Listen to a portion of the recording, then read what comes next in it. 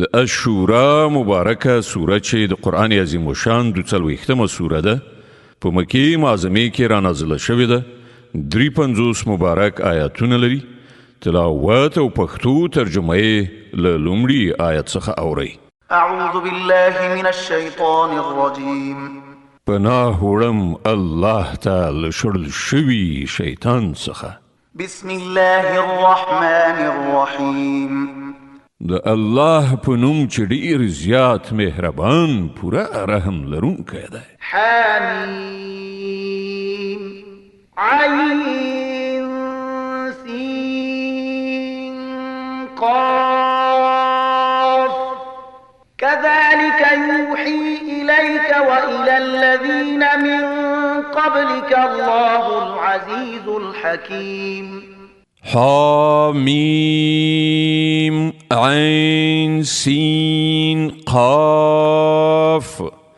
په همدې ډول برلاسه او د حکمت خاوند خدای تا ته تل وحی کوي او له تا څخه مخکې تېرې شوو پیغمبرانو ته وحی کړې ده.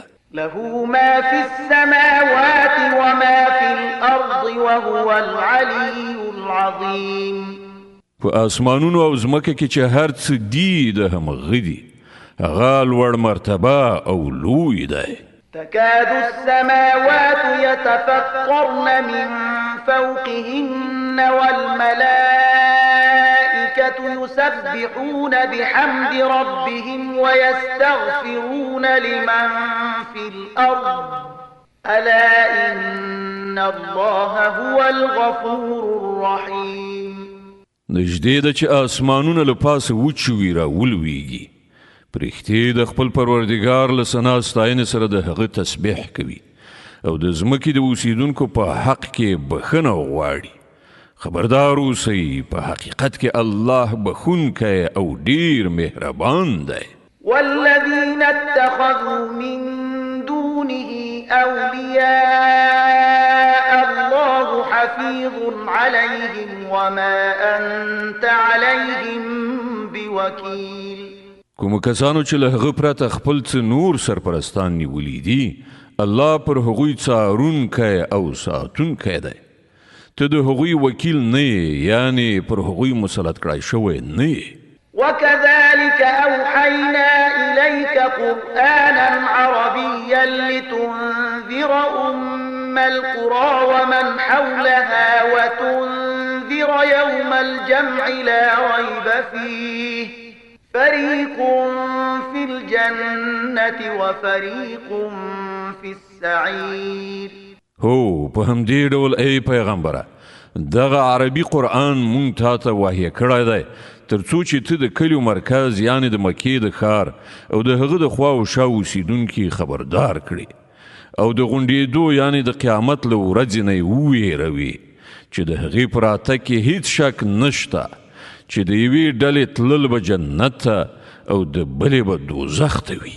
ولو شاء الله لجعلهم أمة واحدة ولكن يدخل من يشاء في رحمته والظالمون ما لهم من ولي ولا نصير. که الله غوښتي وای نو دوی ټول به یو امت ګرځولی وو خو د هغه چې چاته خوښه شي په خپل رحمت کې داخلوي او د ظالمانو نه څوک سرپرست شته نه مرستندوی. أم اتخذوا من دونه أولياء فالله هو الولي وهو يحيي الموتى وهو على كل شيء قدير. آیا دوی داسې ناپوهان دي چې دوی له هغه پرته نور اولیا یعنې کار جوړونکي نیولي دي؟ ولی کار جوړونکی خو الله دی. هماغه مړي ژوندي کوي او هغه په هر شي باندې قادر دی. وما اختلفتم فيه من شيء فحكمه إلى الله ذلكم الله ربي عليه توكلت وإليه أنيب. په هر چاره کې چې ستاسې ترمنځ اختلاف وي د هغه فیصله کول د الله وظیفه ده. هماغه الله زما پروردګار دی پر همغه باندې ما توکل وکړ او د همغه لوري ته زه رجوع کوم. فاطر السماوات والأرض جعل لكم من أنفسكم أزواجا ومن الأنعام أزواجا يذرأكم فيه ليس كمثله شيء وهو السميع البصير. د آسمانونو او ځمکې پیدا کوونکی چې ستاسې له خپل جنس څخه یې ستاسې لپاره جوړې پیدا کړي او همداسې په څارویو او ځناورو کې هم د همغو هم جنس جوړې پیدا کړي او په دې توګه هغه ستاسې زوزات خوروي. د کائناتو هیڅ شی هغه ته ورته څیرمن نشته. هغه د هر څه اوریدونکی او لیدونکی دی. له مقاليد السماوات والأرض يبسط الرزق لمن يشاء ويقدر إنه بكل شيء عليم. د آسمانونو او ځمکې د خزانو کلیګانې له همغه سره دي. چاته چې خوښه شي پراخ روزي ورکوي او چاته چې خوښه شي لنډه تنګه روزي ورکوي. هغه په هر څه پوهیږي. شرع لكم من الدين ما وصى به نوحا والذي أوحينا إليك وما وصينا به إبراهيم وموسى وعيسى أن أقيموا الدين ولا تتفرقوا فيه كبر على المشركين ما تدعوهم إليه الله يجتبي إليه من يشاء ويهدي إليه من ينيب.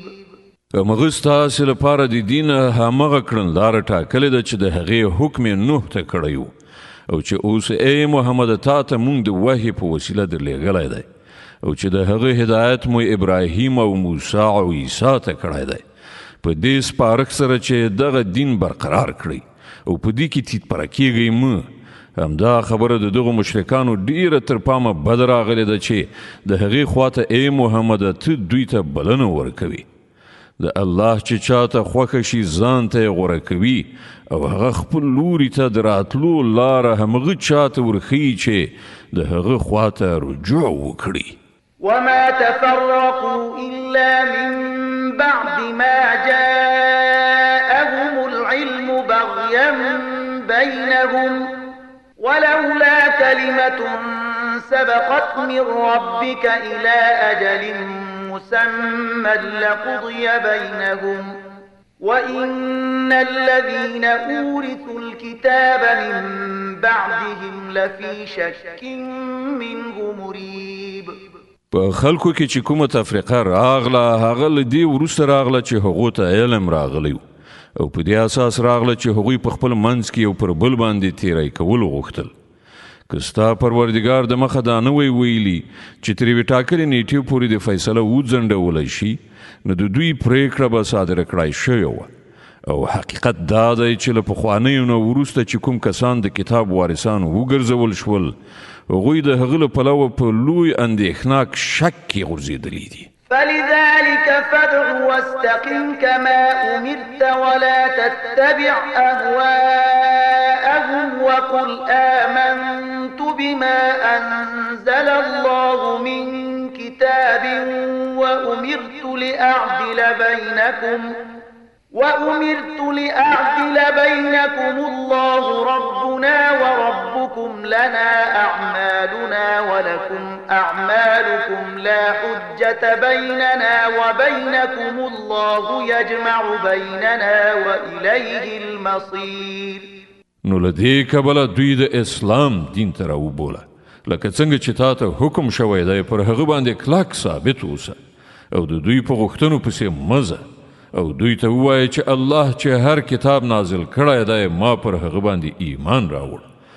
ما ته امر شوی دی چې زه ستاسې په منځ کې عادل وکړم. همغه الله زموږ پروردګاره هم دی او ستاسې پروردګاره هم. زموږ عملونه زموږ لپاره دي او ستاسې عملونه ستاسې لپاره دي. زموږ او ستاسې په منځ کې کومه جګړه نشته. الله به یوه ورځ موږ ټولو غونډ کړي او د همغه لوري ته د ټولو ورتګ دی. صدق الله العظیم. الله ستر رښتیا ویون. د اشورا مبارکه سوره چې د قرآن عظیم شان 42مه سوره ده په مکې معظمې کې را نازله شوې ده 53 مبارک آیاتونه لري تلاوت او پښتو ترجمه یې له 14 آیت څخه اورئ أعوذ بالله من الشيطان الرجيم پناه وړم الله تعالی شړل شوي شیطان څخه بسم الله الرحمن الرحيم د الله په نوم چې ډیر زیات مهربان پورا رحم لرونکی دی والذين يحاجون في الله من بعد ما استجيب له حجتهم داحضة عند ربهم وعليهم غضب ولهم عذاب شديد د الله بلنې ته لبیک ویلو نه وروسته چې کوم کسان له لبیک ویونکو سره د الله د دین په باب جګړې کوي د هغو دلیل تراشي د هغو د پروردګار په نزد باطله ده او پر هغو باندې د هغه غضب دی او د هغو لپاره سخت عذاب دی الله الذي أنزل الكتاب بالحق والميزان وما يدريك لعل الساعة قريب ماغه الله دی چې هغه په حق دغه کتاب او تل نازل کړی دی او ته څه خبرې ښایي چې د فیصلې ساعت یعنی قیامت را نږدې شوی وي يستعجل بها الذين لا يؤمنون بها والذين آمنوا مشفقون منها ويعلمون أنها الحق ألا إن الذين يمارون في الساعة لفي ضلال بعيد کوم کسان چې د هغه یعنی قیامت پر اتګ ایمان نه لري هغوی خو د هغه لپاره بیړه کوي مګر څوک چې پر هغه ایمان لري هغوی ورڅخه ویریږي او پوهیږي چې په باوري ډول هغه راتلونکی دی خو واورئ کوم کسان چې د قیامت پر راتلو کې شک اچوونکي بحثونه کوي هغوی ډیر زیات په ګمراهۍ کې دي الله لطيف بعباده يرزق من يشاء وهو القوي العزيز الله پر خپل بندگانو ډیر مهربان دی چاته چې څه خوښ وي رزق ورکوي او هغه ډیر زورور او برلاسی دی من كان يريد حرث الآخرة نزد له في حرثه ومن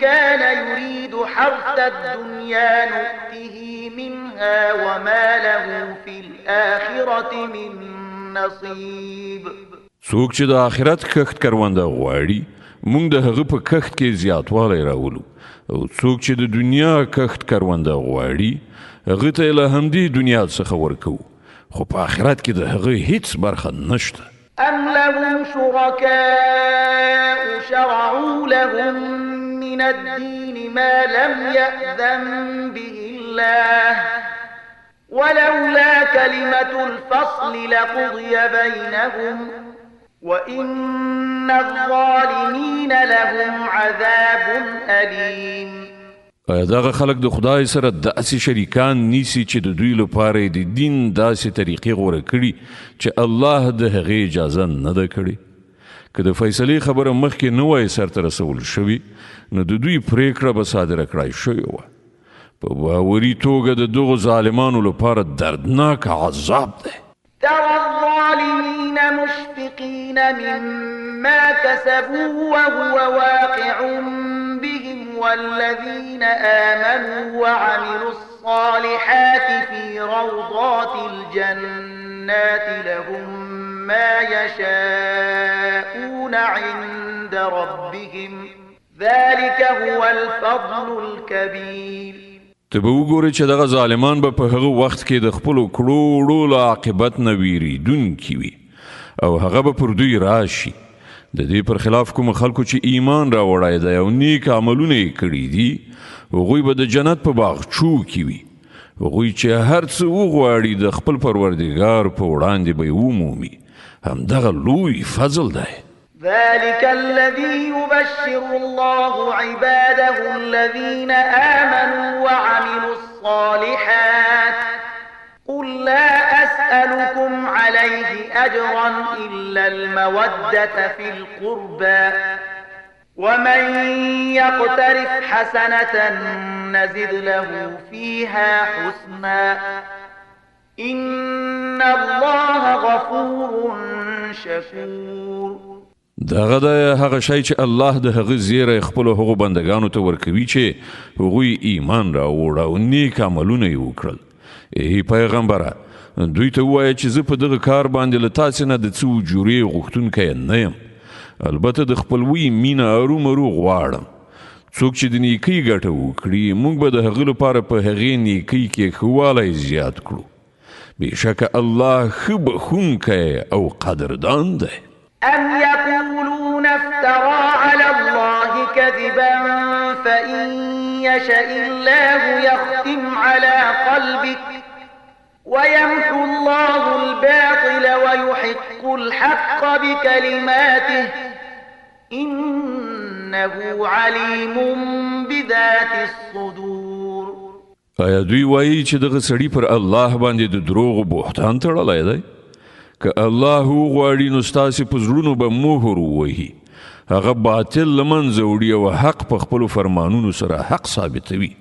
هغه د سینو په پټو رازونو پوهیږي. وهو الذي يقبل التوبة عن عباده ويعفو عن السيئات ويعلم ما تفعلون ويستجيب الذين آمنوا وعملوا الصالحات ويزيدهم من فضله والكافرون لهم عذاب شديد. الله هماغه ذات دی چې له خپلو بندګانو څخه توبه قبلوي او له ګناهونو څخه تیریږي، په داسې حال کې چې ستاسې ټولې کړنې هغه ته معلومې دي. هغه د ایمان راوړونکو او د نیک عمل کوونکو خلکو توبه قبلوي او په خپل فضل سره هغو ته لا زیات ورکوي. پاتې شول منکران نو د هغو لپاره دردناکه سزا ده. ولو بسط الله الرزق لعباده لبغوا في الأرض ولكن ينزل بقدر ما يشاء إنه بعباده خبير بصير. که الله خپلو ټولو بندگانو ته پراخه روزي ورکړې وای نو هغوی به په ځمکه کې د سرکشۍ طوفان برپا کړی، خو هغه په یو حساب سره چې څومره غواړي نازلوي. په باوري ډول هغه له خپلو بندگانو نه باخبر دی او هغوی ویني. وهو الذي ينزل الغيث من بعد ما قنطوا وينشر رحمته وهو الولي الحميد. هماغه ذات دی چې د خلکو له ناامیده کېدو نه وروسته باران وروي او خپل رحمت خوروي، او هماغه د ستاینې وړ سرپرست دی. ومن آياته خلق السماوات والأرض وما بث فيهما من دابة وهو على جمعهم إذا يشاء قدير. د هغه له نښانو څخه دا یې د دغې ځمکې او اسمانونو پیدایښت او دغه ساکښ مخلوقات چې هغه په دواړو ځایونو کې خپاره کړي دي، هغه چې کله وغواړي دوی راغونډولی شي. وما أصابكم من مصيبة فبما كسبت أيديكم ويعفو عن كثير. پر تاسې چې هر مصیبت راغلی دی ستاسې د خپلو لاسونو له ګټې نه راغلی دی او له ډېرو ګناهونو څخه الله همداسې تیریږي. وما أنتم بمعجزين في الأرض وما لكم من دون الله من ولي ولا نصير. تاسې په ځمکه کې د خپل خدای بېوسي کوونکي نه یئ او د الله په مقابل کې تاسې کوم ملاتړ او مرستندوی نه لرئ. ومن آياته الجوار في البحر كالأعلام. د هغه له نښانو څخه دغه بیړۍ دي چې په سمندرونو کې د غرونو په شان ښکاریږي. إن يشأ يسكن الريح فيظللن رواكد على ظهره إن في ذلك لآيات لكل صبار شكور. الله کو غواړي باد به غلی کړي او دوی به د سمندر پر شا ټپ ولاړ پاتې شي. په دې کې سترې نښانې دي د هر هغه چا لپاره چې خورا زیات صبر کوونکی او شکر کوونکی وي. أو يوبقهن بما كسبوا ويعفو عن كثير ويعلم الذين يجادلون في آياتنا ما لهم من محيص. یا پر هغو کې د سپریدونکو له ډیرو ګناهونو څخه په تیریدو د هغو د یو څو عملونو په مجازات کې هغه ډوبه کړي او په هغه وخت کې به زموږ په آیاتونو کې جګړه کوونکو ته معلومه شي چې د هغو لپاره د پناه کوم ځای نشته. فما أوتيتم من شيء فمتاع الحياة الدنيا وما عند الله خير وأبقى للذين آمنوا وعلى ربهم يتوكلون. تاسو ته چې هر څه درکړای شوي دي هغه محض د دنیا د څو ورځني ژوندانه متاع ده او څه چې له الله سره دي هغه غوره هم دي او دوامدار هم. هغه د هغو خلکو لپاره دي چې ایمان راوړی دی او پر خپل پروردګار توکل کوي. والذين يجتنبون كبائر الإثم والفواحش وإذا ما غضبوا هم يغفرون. هغه کسان چې له لویو ګناهونو او د بې حیایي له چارو څخه ډډه کوي او که په غصه شي نو عفو کوي. والذين استجابوا لربهم وأقاموا الصلاة وأمرهم شورى بينهم ومما رزقناهم ينفقون. هغه کسان چې د خپل پروردګار حکم مني لمونځ قایموي خپل چارې په خپل منځي مشورې سره سرته رسوي. مونږ چې هر څه روزي هغو ته ورکړې ده له هغې نه د خدای په لار کې لګښت کوي. والذين إذا أصابهم البغي هم ينتصرون. او کله چې پر هغو باندې تیری کیږي نو د هغه مقابله کوي. وجزاء سيئة سيئة مثلها فمن عفا وأصلح فأجره على الله إنه لا يحب الظالمين. د بدی بدله همغسې بدی ده. بیا څوک چې عفو وکړي او اصلاح وکړي د هغه اجر پر الله دی. الله ظالمان نه خوښوي. ولمن انتصر بعد ظلمه فأولئك ما عليهم من سبيل. او کوم کسان چې پر هغو باندې له ظلم کېدونه وروسته غچ واخلي هغوی نشي پړه کېدلی. إنما السبيل على الذين يظلمون الناس ويبغون في الأرض بغير الحق أولئك لهم عذاب أليم. د پړې وړ خو هغه کسان دي چې پر نورو ظلم کوي او په ځمکه کې په ناحقه تیری کوي. د دغه راز خلکو لپاره دردناک عذاب دی. ولمن صبر وغفر إن ذلك لمن عزم الأمور. البته څوک چې له صبر نه کار واخلي او بخښنه وکړي نو دا چارچلند ډیر د ټینګو او غوره چارو څخه دی. ومن يضلل الله فما له من ولي من بعده وترى الظالمين لما رأوا العذاب يقولون هل إلى مرد من سبيل. الله چې څوک په گمراهۍ کې وغورځوي له الله نه وروسته هیڅ څوک د هغه متوجه کوونکی خواخوږی نشته. ته به ووینې چې دغه ظالمان چې کله د خدای عذاب وګوري نو به وایي آیا اوس د بیرته ستنېدو لپاره کومه لاره شته؟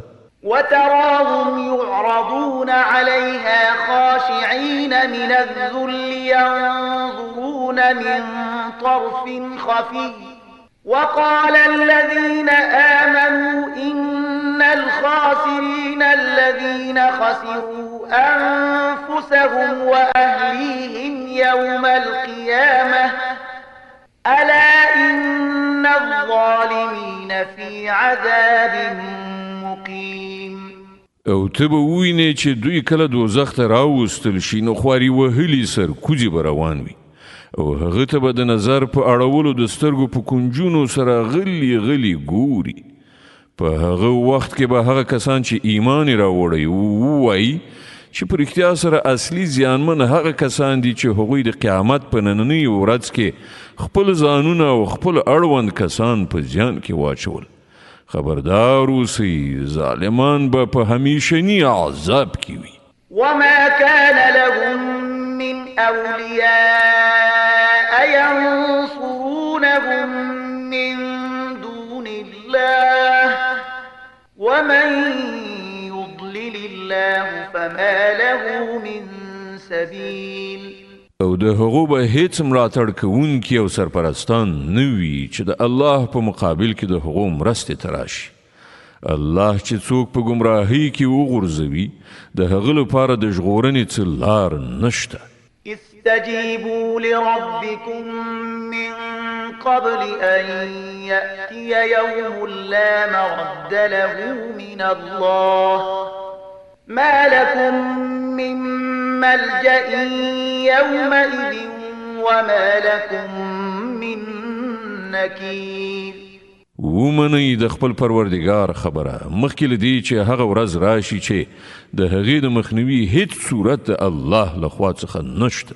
په هغه ورځ به ستاسې د پناه کوم ځای نه وي او نه به څوک ستاسې د حال د بدلولو هڅه کوونکی وي. فإن أعرضوا فما أرسلناك عليهم حفيظا إن عليك إلا البلاغ وإنا إذا أذقنا الإنسان منا رحمة فرح بها وإن تصبهم سيئة بما قدمت أيديهم فإن الإنسان كفور.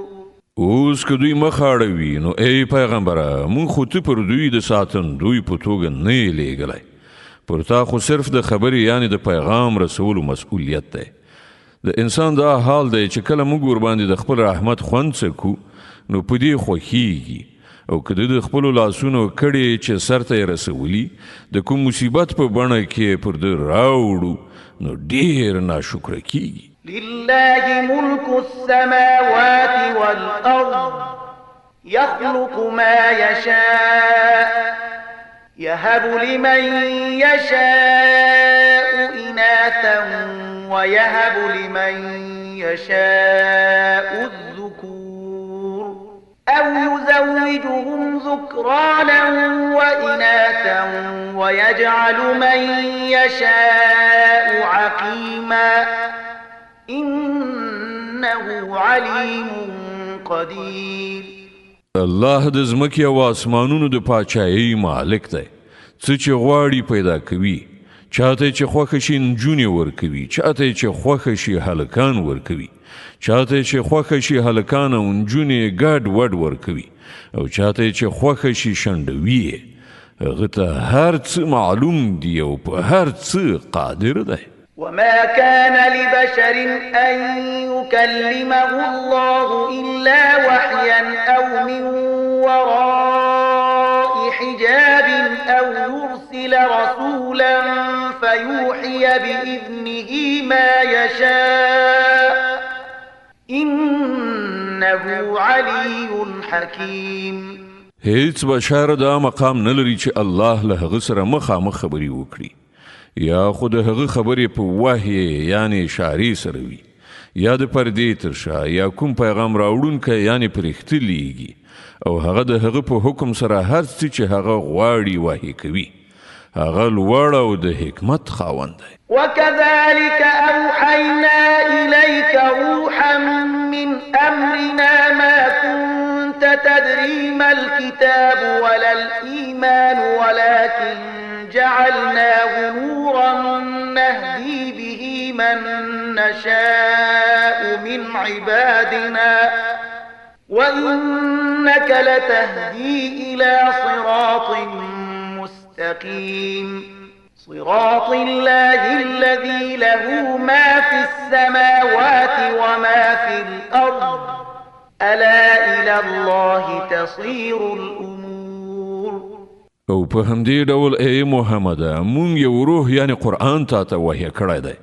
ته هیڅ نه پوهېدلی چې کتاب څه وي او ایمان څه وي، خو هغه قرآن مونږ یې ورڼا وګرځوله چې په هغې سره مونږ له خپلو بندګانو نه چې چاته مو خوښه شي لار ښیو. په یقیني ډول ته د سمې لارې لوري ته رهبري کوي، د هغه خدای د لارې لوري ته چې د ځمکې او آسمانونو هر شي مالک دی. خبردار اوسئ ټولې چارې د الله خواته ورګرځي. صدق الله العظيم.